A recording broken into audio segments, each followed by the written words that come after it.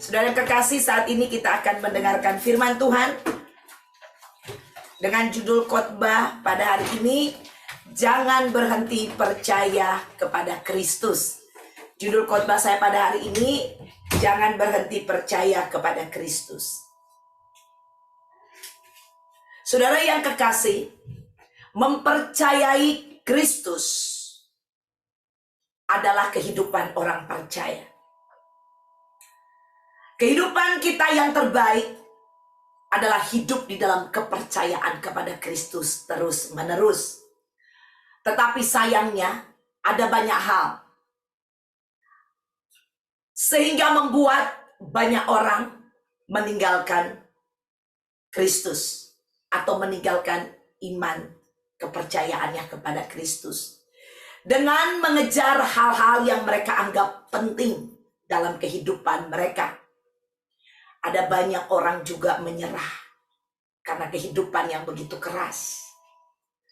Sehingga orang-orang ini, saudara, berhenti percaya kepada Kristus.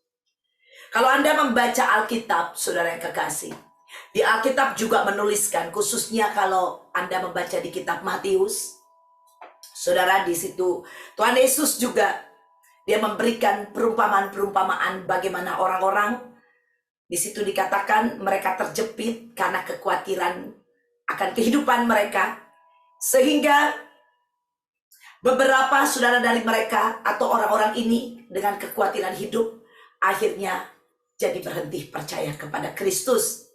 Bahkan tidak sedikit orang yang tidak membangun fondasi yang kuat di dalam kehidupannya, sehingga pada waktu ada badai, ada situasi yang datang di dalam kehidupan, iman mereka, saudara kekasih, hanyut dalam gelombang kehidupan, atau kepercayaan mereka hanyut di dalam gelombang kehidupan, sehingga menghancurkan kehidupan mereka jadi hancur karena ada situasi dan tantangan, dan mereka berhenti percaya. Yang lainnya lagi, saudara, tidak lagi menuruti hati nurani, tetapi menuruti pikirannya sendiri. Di Timotius itu berkata, karena kurangnya kepuasan, sehingga akhirnya saudara berhenti untuk percaya. Sayangnya mereka ini yang tidak menyadari bahwa mereka telah melepaskan yang paling berharga di dalam kehidupan mereka. Mereka telah melepaskan sesuatu yang paling mahal di dalam kehidupan mereka.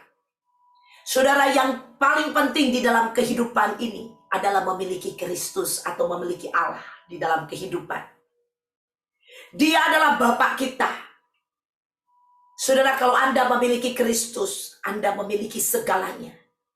Kita memiliki Kristus, kita memiliki hidup. Tadinya kita mati, terhilang, terpisah dari Allah. Tetapi karena ada Kristus, saudara yang kekasih, yang menjadi penghubung antara kita dengan Allah, kita diperdamaikan. Sehingga kita boleh bersatu dengan Allah. Dan kita yang tadinya mati, kita memperoleh hidup. Dan kalau kita kehilangan Kristus, saudara yang kekasih, berarti kita akan mati. Kalau kita berhenti percaya kepada Kristus, segala sesuatu akan mati dalam kehidupan kita. Untuk itu, jangan berhenti percaya kepada Kristus. Ada amin? Haleluya. Saudara, di dalam menghadapi pergumulan hidup, mari sama-sama, saudara, bukan hanya Anda yang menghadapi pergumulan hidup, tetapi setiap orang percaya di seluruh dunia menghadapi pergumulan hidup. Karena di dunia ini bukanlah tempat, saudara, ya, yang tidak ada pergumulan. Karena di dunia ini masih ada iblis. Selagi masih ada iblis, saudara kekasih, pergumulan tetap masih ada. Karena iblis melemparkan berbagai macam hal dalam kehidupan kita, sehingga kita berhenti percaya kepada Kristus. Tetapi saya percaya, saudara yang kekasih, sebagai orang-orang yang sudah dilahirkan di dalam Tuhan Yesus, saudara, kita akan semakin hari semakin kuat kepercayaan kita di dalam Kristus. Jangan sekali-kali menukar Yesus dengan apapun juga. Jangan sekali-kali menukar Yesus dengan jalan keluar yang datang dari dunia ini. Karena sekali Anda menukar Yesus, sekali Anda berhenti untuk beriman atau percaya, atau Anda deny kepercayaanmu di hadapan Tuhan. Saudara yang kekasih, hati-hati, Anda akan kehilangan segalanya dalam hidupmu. Dan banyak orang percaya, saudara yang kekasih, karena ketidakpercayaan mereka berhenti percaya, akhirnya kehidupan kekal pun mereka rela tinggalkan. Hati-hati saudara, hati-hati. Karena berhenti percaya itu, saudara yang kekasih, ada dua hal yang bisa terjadi. Anda berhenti percaya karena keadaan dan situasi, of course, ya, sudah pasti keadaan dan situasi yang membuat kita berhenti percaya. Itu yang pertama, bisa terjadi kita kurang percaya, artinya akhirnya kita tidak memperoleh apa yang kita rindukan terjadi. Artinya kita kurang percaya, ya. Misalnya ada orang yang ingin disembuhkan, tapi dia kurang percaya, akhirnya dia tidak mengalami kesembuhan. Tetapi saudara yang kekasih, ada orang-orang yang bukan hanya sekedar yang kurang percaya atau berhenti percaya karena hal-hal yang mereka butuhkan di dunia ini, saudara, tetapi ada orang juga berhenti percaya, saudara yang kekasih. Ini yang paling mengerikan. Berhenti percaya atau berhenti beriman kepada Kristus sebagai Tuhan dan Juru Selamatnya. Dan ini akan kehilangan kehidupan kekalnya. Hati-hati, saudara yang kekasih. Untuk itu marilah kita tetap percaya kepada Kristus. Dia adalah jalan keluar. Dia adalah satu-satunya jalan keluar. Dia bukan alternatif, tetapi dia satu-satunya jalan keluar. Jangan buat dia menjadi alternatif. Kalau Anda buat dia menjadi alternatif, Anda akan kecewa. Saudara yang kekasih, buat dia menjadi satu-satunya. Kepercayaanmu terhadap situasi, keadaan apapun yang Anda alami. Boleh bilang amin? Haleluya. Saudara yang kekasih, apakah di dalam menghadapi pergumulan yang menggoda kita semua untuk membawa kita melepaskan kepercayaan kita kepada Kristus, akan membuat kita mengambil keputusan yang benar atau tidak benar? Tetapi pada hari ini, mari sama-sama kita mau mengambil keputusan yang benar di dalam situasi, keadaan, pergumulan yang kita hadapi. Percaya, Tuhan, Dia Allah yang hidup. Dia ada. Haleluya. Nah, inilah beberapa alasan mengapa kita tidak boleh menyerah kepada kepercayaan kita kepada Kristus, atau kita tidak boleh berhenti percaya kepada Kristus. Yang pertama, alasannya adalah Kristus memberikan semuanya kepada kita. Haleluya. Semuanya kembali kepada salib. Kristus memberikan segala-galanya, semuanya yang Dia miliki untuk Anda dan saya. Bahkan Dia telah menyangkal dirinya. Dia mengambil wujud seorang manusia, anak manusia, untuk menyelamatkan Anda dan saya. Dia mengatasi setiap pencobaan, tantangan yang diperlukan untuk keselamatan Anda dan saya. Dia melewati semuanya dengan sempurna. Bahkan Dia yang tidak berdosa, anak domba Allah, menjadi korban pendamaian yang sempurna untuk dosa-dosa kita, dosa Anda dan saya. Dia telah memberikan segala-galanya untuk Anda dan saya. Dia berikan yang terbaik. Tuhan Yesus tidak pernah memberikan yang asal-asal kepada kita. Karena kita begitu berharga di mata Dia. Kita yang berdosa, kita yang tidak layak di hadapan Tuhan. Tetapi di matanya kita begitu berharga. Sehingga Dia memberikan yang paling berharga dalam hidupnya, yaitu nyawanya sendiri, untuk menebus Anda dan saya. Segala yang Dia miliki, Dia berikan kepada kita. Saudara, surga adalah tempat Yesus tinggal. Dia berkata, di mana aku berada, di situ engkau berada. Otomatis sorga menjadi milik kita. Saudara, pada waktu kita memiliki Kristus. Jadi dia tidak memberikan sorga itu. Dia tidak memberikan sorga kepada kita untuk menebus kita. Tapi dia menebus kita dengan nyawanya sendiri. Ada amin. Tetapi karena dia tinggal di surga, makanya kita pun akan tinggal bersama-sama dengan dia suatu hari nanti di surga. Karena dia tadi berkata, saya sudah katakan, di mana dia berada, kita pun berada. Ada amin. Haleluya. Nyawanya sendiri dia berikan kepada kita. Kalau dia tinggal, namanya bukan sorga, saudara. Kita pun akan berada di sana bersama dengan dia. Ya, jadi dia memberikan kepada kita yang paling berharga. Sorga bukan suatu yang paling berharga, saudara. Tetapi yang paling berharga adalah nyawanya sendiri. Segala-galanya dia telah berikan kepada Anda dan saya. Kita lihat di 2 Korintus 5 ayat 21.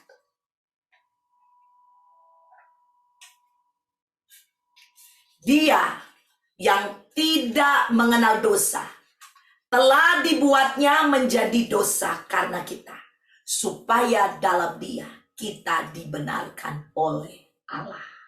Wow. Saudara yang kekasih, Yesus, dia tidak ragu-ragu pada waktu dia menyerahkan dirinya.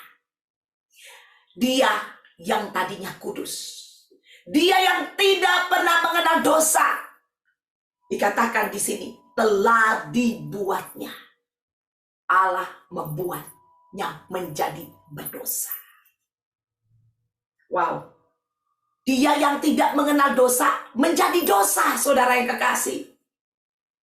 Dikatakan di sini, karena siapa? Karena Anda dan saya. Karena kita. Coba kalau kita dengar, apa kata teman-teman kita biasa ya kalau lagi guyon. Waduh, gua mah gak mau jadi berdosa gara-gara lo. Betul? Ya. Kalau ada orang bilang, yuk, kamu bantuin saya dong. Lakukan ini dong. Dan dia bilang, enak aja. Gua gak mau jadi berdosa gara-gara lo. Benar? Saudara. Tapi Yesus melakukannya buat kita. Ada amin? Dia berikan hidupnya yang penuh dengan kekudusan. Dia adalah the darling of heaven. Saudara yang kekasih, di rumahnya di surga, dia adalah anak kesayangan surga. Dia tinggalkan semua kemegahan, kekuasaan, kehebatan, tahta. Dia tinggalkan.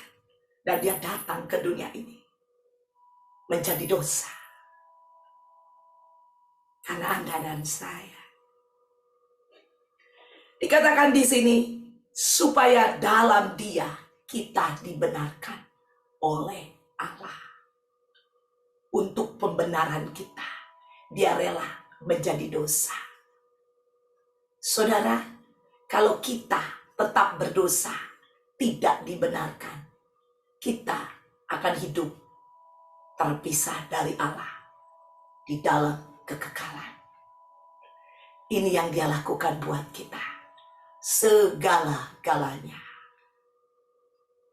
Dia rela melakukannya. Asalkan kita bisa hidup bersama-sama dengan Allah di dalam kekekalan. Puji Tuhan. Dan dia melakukannya dengan sukacita. Dia tidak melakukannya dengan setengah-setengah. Dia tidak komplain. Dia tidak menyerah. Dia tidak berkata-kata, aduh sakit. Pada waktu pasukan Romawi mulai menyambut dia. Dan daging mulai terlepas dari tubuhnya. Saudara yang kekasih. Dia tidak pernah berkata, aduh sakit. gara-gara manusia. Tidak ada satu kata pun yang mengeluh dari mulutnya dia. Karena cintanya kepada kita lebih besar. Kasihnya lebih besar. Amin. Dan dia fokus kepada kasih. Dia fokus kepada kita. Saya percaya pada waktu dia mulai dianiaya, yang di mata dia, di bayangan dia adalah kita yang paling berharga. Amin. Bahkan lebih berharga dari dirinya sendiri. Seandainya dia berpikir bahwa dirinya lebih berharga daripada Anda dan saya percaya dia tidak akan melakukan ini buat kita. Betul? Tapi dia melakukan itu karena kita lebih berharga. Dia berikan segala-galanya. Saudara, jangan berhenti percaya kepadanya. Haleluya. Kita lihat di Ibrani 12 ayat 2.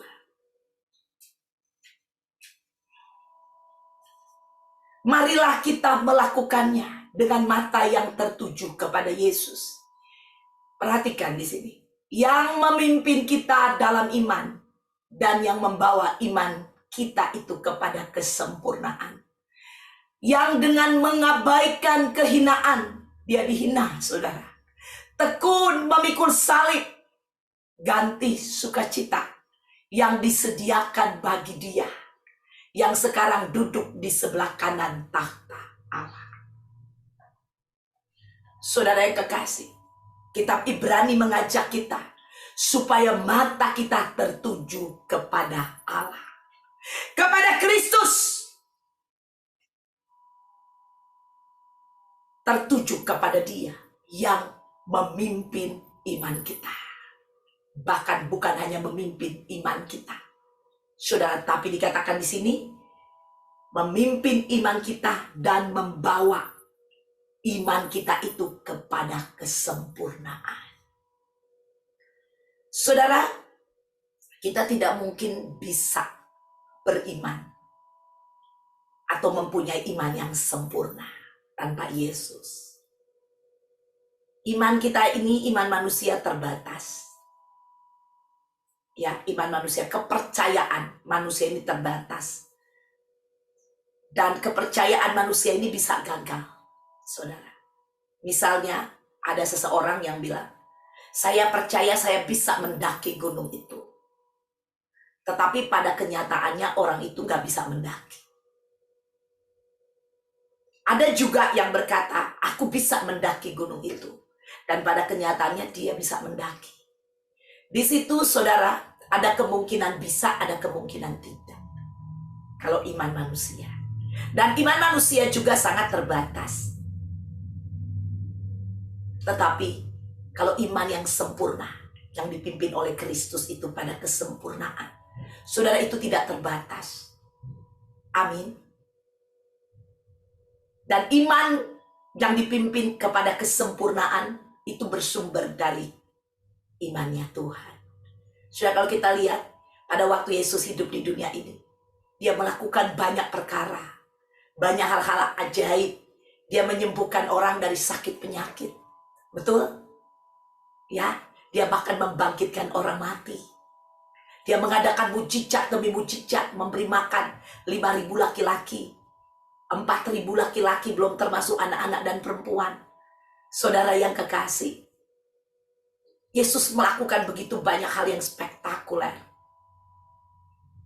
Kita lihat, saudara, itu karena dia mempunyai iman yang sempurna. Dan dia memimpin kita pada iman yang sempurna. Dia mau apa yang dia miliki menjadi milik kita. Ada amin. Haleluya. Dan dia mau, saudara, bukan hanya bagi dia tidak ada yang mustahil, tapi bagi Anda juga tidak ada yang mustahil. Kalau Anda memiliki iman Kristus. Dan dia mau memimpin Anda. Selama Anda ada di dunia ini dengan saya, dia mau memimpin kita kepada iman yang sempurna. Haleluya. Saudara yang kekasih, kalau kita belajar Di sini judul khotbahnya adalah jangan berhenti percaya kepada Kristus. Kalau kita belajar tentang arti Kristus, Kristus artinya yang diurapi bahasa Yunaninya ya. Atau yang dipilih Kristus ini. Jadi yang diurapi atau yang dipilih. Tetapi paling populer itu yang diurapi ya. Yang kebanyakan semua orang tahu. Nah, arti yang diurapi ini adalah dikuasai oleh Roh Kudus. Nah, Roh Kudus ini adalah roh pemenang. Karena Roh Kudus itu adalah roh yang lebih besar daripada roh yang ada di dunia ini. Jadi roh-roh yang lain itu menjadi kecil atau lebih kecil daripada Roh Kudus. Dan dengan mudah Roh Kudus mengalahkan roh-roh yang lain. Betul? Dan Roh Kudus itu ada di dalam diri orang percaya.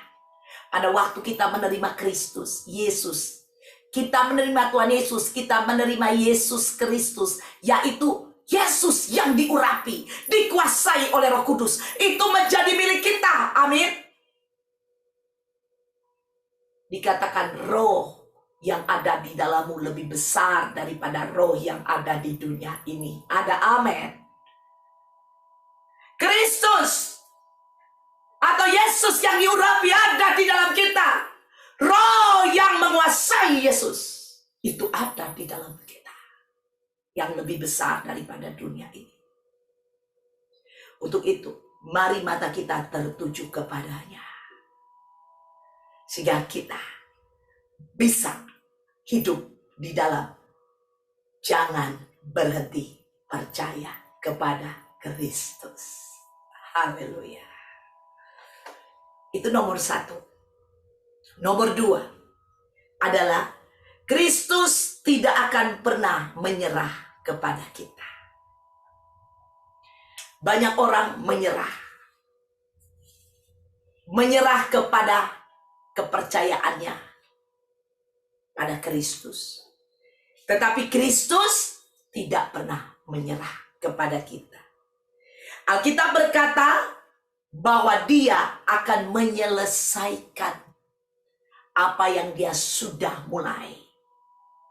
Ya, sampai akhir. Dia akan menyelesaikannya di dalam kita. Dia bertanggung jawab atas hidup Anda dan saya. Kita lihat di Filipi 1 ayat 6. Akan hal ini aku yakin sepenuhnya, yaitu Ia, Yesus, yang memulai pekerjaan yang baik di antara kamu, akan meneruskannya sampai pada akhirnya, pada hari Kristus. Saudara yang kekasih, mungkin hari ini kita gagal dan gagal lagi.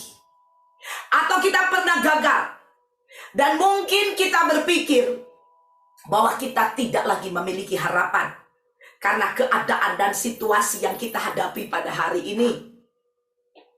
Tetapi Anda salah. Kita salah kalau kita berpikir demikian. Karena Kristus tidak pernah menyerah bagi kita.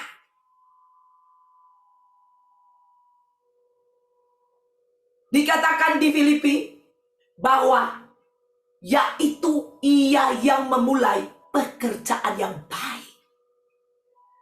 Dia sudah memulai di dalam hidup Anda dan saya dengan satu pekerjaan yang baik. Dia telah menyelamatkan kita, amin. Dia telah memindahkan kita dari kegelapan kepada terangnya yang ajaib. Dia telah memindahkan kita. Kita tidak lagi hidup dalam kegelapan. Pada waktu kita percaya kepada Kristus, kita dipindahkan dari gelap kepada terangnya yang ajaib. Dia telah memulai perkara ini. Dia telah memulai hal ini bagi kita. Dikatakan dia telah memulai pekerjaan yang baik di antara kamu. Ada amin. Haleluya. Dan saya percaya dia tidak akan pernah menyerah kalau dia sudah mulai. Manusia bisa menyerah, tapi tidak kepada Kristus. Karena Kristus adalah yang diurapi. Yesus yang dikuasai oleh Roh Allah. Haleluya. Roh yang lebih besar dari dunia ini tidak akan pernah menyerah. Untuk itu jangan menyerah, karena Dia tidak pernah menyerah. Dikatakan akan meneruskannya sampai pada akhirnya. Haleluya. Haleluya. Yaitu pada hari Kristus Yesus. Berbicara selama kita berada di dunia ini, Dia tidak akan pernah menyerah bagi kita. Saudara yang kekasih, mungkin Anda berpikir, oh saya kan tidak sempurna. Saudara, Dia yang akan menyempurnakan Anda dan saya. Jangan takut. Jangan mau dibodohin sama dunia ini. Saudara, Dia ada dalam hidupmu. Dan ingat baik-baik, apapun keadaanmu, kondisimu saat ini, apapun tantangan pergumulan, apapun yang engkau hadapi, sakit penyakit, saudara, apa yang Anda perlukan pada hari ini, katakan itu di hadapan Dia. Dia tidak pernah menyerah. Dia punya jalan keluar buat Anda dan saya.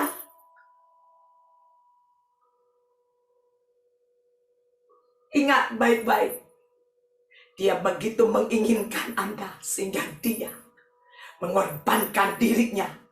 Amin. Menyerahkan dirinya buat Anda dan saya. Karena Dia ingin mendapatkan kita. Kita begitu berharga di matanya. Dan Dia tidak pernah akan meninggalkan sesuatu yang paling berharga di dalam hidupnya. Saudara, apa yang paling berharga di dalam hidupmu? Apa? Anak-anakmu? Istri? Suami? Apa, saudara? Saya percaya Anda tidak akan pernah meninggalkannya. Benar, saudara? Sesuatu yang berharga, yang paling berharga. Dia tidak akan pernah menyerah kepada sesuatu yang paling berharga atas hidupnya. Yang telah ditebus oleh nyawanya sendiri. Jangan pernah menyerah ya. Jangan. Jangan. Karena tangan Tuhan terbuka untuk kita. 24 jam sehari tidak pernah menyerah. Dia mengasihi Anda. Ingat baik-baik. Dia mengasihi Anda lebih dari segalanya. Lebih daripada dirinya sendiri. Bagaimana mungkin Dia bisa menyerah? Kristus, Dia adalah penulis buku kehidupan kita. Bukan Anda, bukan orang lain. Jangan dengerin apa kata orang. Jangan. Jangan ikut apa situasi dan keadaan yang Anda hadapi membawa Anda. Jangan. Bukan situasi dan keadaan, bahkan bukan bosmu, bukan orang lain, bukan siapa-siapa yang menulis buku kehidupanmu, tapi yang menulis buku kehidupanmu adalah Kristus. Katakan amin. Haleluya.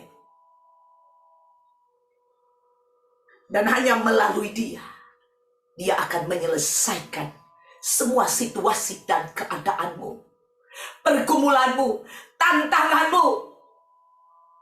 Hanya melalui Yesus, yaitu Kristus. Yesus yang diurapi, yang dikuasai oleh Roh Kudus. Roh yang lebih besar daripada roh yang ada di dunia ini. Ada amin. Coba kita beri kemuliaan bagi Dia, beri kemuliaan bagi Dia yang layak menerima pujian, layak menerima hormat. Kita lihat di Ibrani 13 ayat 5b. Aku sekali-kali tidak akan membiarkan engkau. Dan aku sekali-kali tidak akan meninggalkan engkau. Yang mau bilang amin, silakan bilang yes Lord, amin. Haleluya. Ini janjinya. Karena kita begitu berharga di mata Dia. Sesuatu yang paling berharga kita gak mau tinggalkan. Betul? Siapa yang paling Anda kasihi di dunia ini? Kalau manusia. Siapa? Anda jawab sendiri ya. Apakah Anda punya niat untuk meninggalkan sesuatu yang paling Anda kasihi? Ada niat? Enggak. Yang ada kita mau terus ada bersama dengan orang yang kita kasihi, betul? Dia berkata, aku tidak akan membiarkan engkau. Dan aku sekali-kali tidak akan meninggalkan engkau.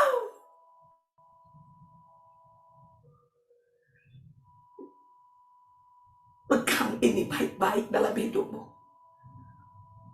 Jangan berhenti percaya kepada Kristus. Nomor 3 sekarang. Pekerjaan Kristus sudah selesai. Saudara, Kristus telah menyelesaikan peperangan melawan dosa dan maut. Dengan sempurna dia telah selesaikan. Saudara, kalau sudah selesai, tidak ada lagi yang dikatakan, oh kita mau ulang lagi. Gak ada. Apalagi yang dilakukan oleh Allah. Once dia bilang, it is finished.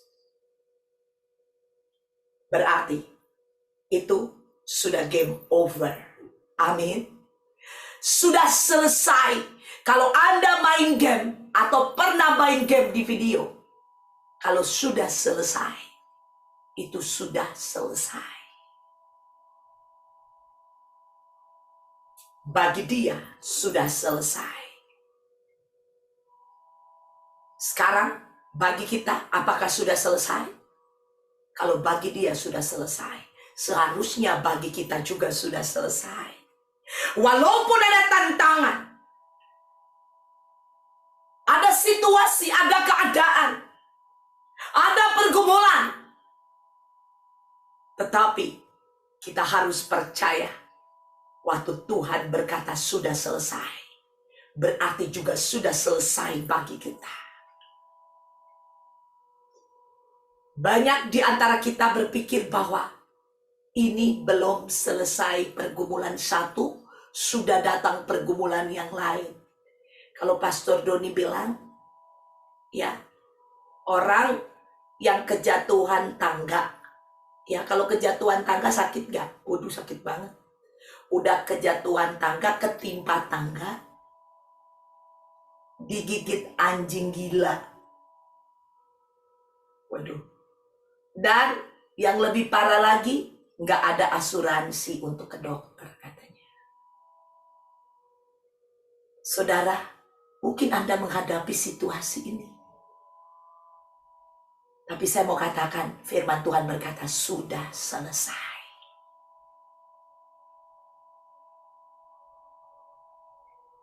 Percaya, dia telah menyelesaikan situasi dan keadaanmu apapun itu. Yang Anda harus lihat adalah kemenangan itu. Dan Anda pasti alami kemenangan itu. Kalau Anda tidak berhenti percaya kepada Kristus. Tetap percaya. Keadaan apapun, jangan berhenti percaya kepada Kristus. Haleluya. Kalau orang sudah expert di dalam bermain game, udah ahli bermain game. Misalnya ada game, ya, game A, dan orang itu udah ahli di bidang game ini. Saudara, dia main game ini udah gampang sekali. Gampang sekali dia bisa pergi ke finish line. Gampang banget dia pergi ke akhir dari game itu, tinggal sambil ngobrol, sambil main, karena dia udah main mungkin beribu-ribu kali. Ini namanya udah expert, udah ahlinya di bidang game itu. Jadi dia udah tidak merasa lagi ada beban, ada tantangan. ada persaingan atau nanti gua kalah, dia udah gak mikir itu lagi. Saudara, kita yang adalah orang percaya, Tuhan sudah berkata sudah selesai. Jadi tantangan, situasi, keadaan yang kita alami ini tidak lagi mempengaruhi kita. Kita jadi expert, kita jadi ahli menghadapi situasi. Bukan karena kita ahli, tapi Dia yang telah menyelesaikannya buat kita. Katakan amin. Kelihatannya kita sudah menjadi ahli. Kalau orang main game tadi, ya udah ahli karena dia sendiri yang melakukannya. Jadi bagi dia mudah. Tetapi bagi kita, kalau kita menjadi mudah bukan karena kita, tapi karena Dia yang telah menyelesaikannya.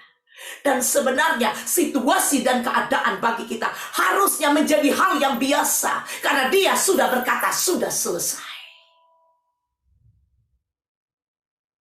Jadi menjadi ringan buat kita, menjadi ahli di dalam menghadapi situasi dan keadaan. Bukan karena kita hebat, tapi karena Allah telah menyelesaikannya bagi kita. Haleluya. Coba kita lihat apa yang dikatakan Yohanes 19 ayat 30. Sesudah Yesus meminum anggur asam itu, berkatalah Ia, sudah selesai. Lalu Ia menundukkan kepalanya dan menyerahkan nyawanya. Amin. Haleluya. Ya. Jadi ingat baik-baik. Kata kuncinya apa? Sudah selesai. Setiap kali Anda menghadapi tantangan, katakan sudah selesai. Haleluya. Jika Anda berada di dalam Dia, sadarilah bahwa pertempuran sudah berakhir. Ya. Anda melawan musuh dari sudut pandang kemenangan, bukan kekalahan. Kristus telah membuat piala untuk Anda pada waktu Dia berkata sudah selesai. Dia buat piala untuk Ibu Rusmiati sebagai pemenang. Amin. Haleluya.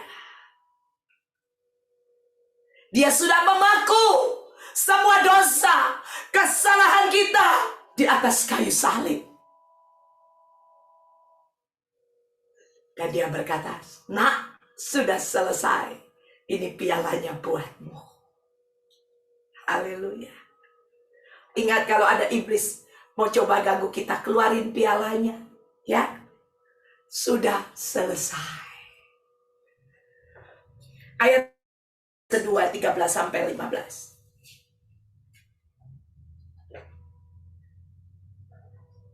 Kamu juga meskipun dahulu mati oleh pelanggaranmu. Ya, dahulu loh mati oleh pelanggaranmu. Dan oleh karena tidak disunat secara lahiriah, telah dihidupkan Allah bersama-sama dengan Dia. Sesudah Ia mengampuni segala pelanggaran kita. 14. Dengan menghapus surat hutang yang oleh ketentuan-ketentuan hukum mendakwa dan mengancam kita. Dan itu ditiadakannya dengan memakukannya pada kayu salib. Ia telah melucuti pemerintah-pemerintah dan penguasa-penguasa dan menjadikan mereka tontonan umum dalam kemenangannya atas mereka. Ada amin. Haleluya. Saudara, harusnya kita ditonton oleh dunia. Katakan amin. Haleluya. Dunia menonton kita sebagai pemenang yang telah memperoleh piala yang Tuhan berikan. Walaupun itu bukan kita yang melakukannya, tetapi Dia yang melakukannya buat kita. Tunjukkan kepada dunia, tunjukkan kepada dunia hari ini bahwa kami tidak akan berhenti percaya kepada Kristus. Karena kami telah memperoleh piala. Amin. Haleluya. Biarlah kami menjadi ditonton dunia ini. Karena iman kami kepada Kristus. Paulus berkata, aku telah menyelesaikan pertandingan. Aku telah mencapai garis akhir dan telah memelihara iman.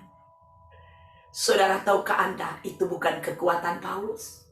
Itu bukan kemampuan Paulus. Tetapi Kristuslah yang memimpin imannya Paulus sampai pada kesempurnaan. Dan dia boleh mencapai garis akhir. Kita harus menyadari kebenaran ini. Kebenaran firman Tuhan ini. Dan mari kita menghidupinya. Nama Tuhan dipermuliakan. Amin.